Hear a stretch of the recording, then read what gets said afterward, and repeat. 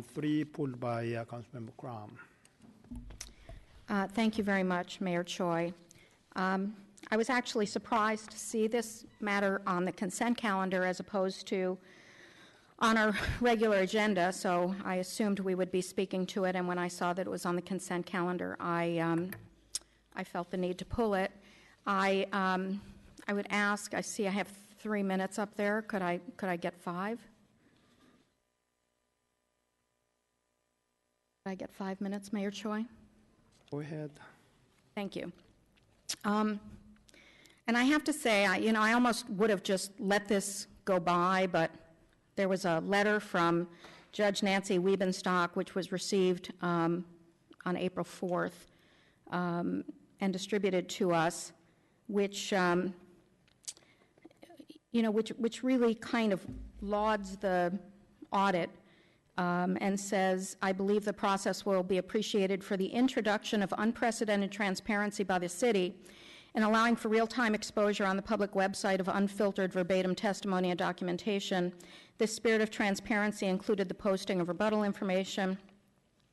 Of course, it was in this atmosphere that city voters in the last election passed meaningful fiscal accountability measures going forward, and honestly, that just sort of compelled me to speak to this matter.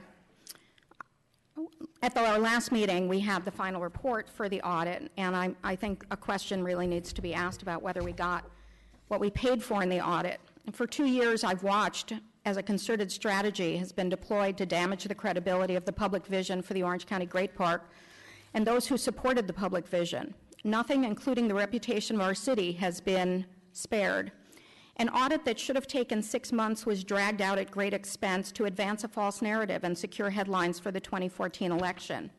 That many of those headlines were false and misleading seems to have bothered no one, including the publications in which they were printed. The audit, which I supported, believing the intention was to determine what was spent, what was built, and whether city policies were followed, quickly revealed itself to be focused on an agenda which was far more about politics than the public interest. Never before has a city council subcommittee been granted the powers that the audit subcommittee was. I have served on subcommittees. We were obligated to seek city council approval for contracts, expenditures, or changes in scope of work. We were staffed so that there would be oversight. We reported back to the city council regularly. Not this subcommittee. This subcommittee has operated unilaterally and in secrecy. They obviously could not have managed this without the support of the mayor. The subcommittee granted broad powers to law firms that they unilaterally hired and directed. They excluded city staff and directed the city manager to increase contracts under his $100,000 authority to avoid having to seek those funds through an action of the city council. Even with the presentation of the so-called final reports at the last city council meeting, I'm left asking myself what our investment of nearly $1.5 million has bought. Was it an elaborate smokescreen to distract the public from a massive giveaway of residential entitlement and control over 688 acres of public land to 5 Point communities? While claiming millions were misspent, not one unaccounted for dollar or example of unauthorized spending has been found or presented in the reports. The focus has been on people, political adversaries, consultants and designers who embraced a public vision for the park.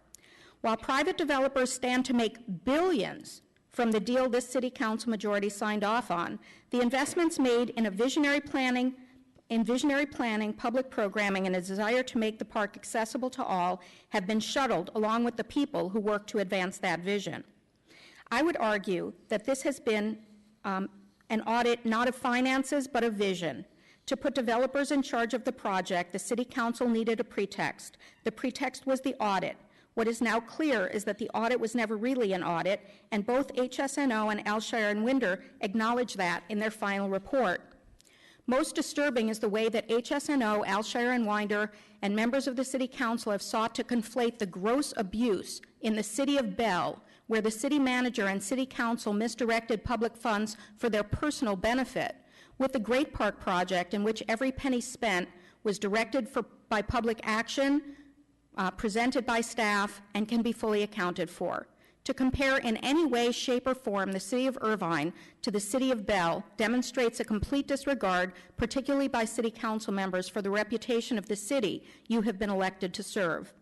A city once recognized for innovation, environmental stewardship, and civic engagement is now nothing more than a playground for the rich and powerful and the political operatives who have long wanted control of the city of Irvine. That is what this audit has produced, nothing more. The thought that one more penny would be invested in this charade is incomprehensible. Destroying people's reputations is not a high-minded enterprise. We were lectured by Mr. Alshire about good government at the last City Council meeting. He gave us his own vision of the history of the Great Park project.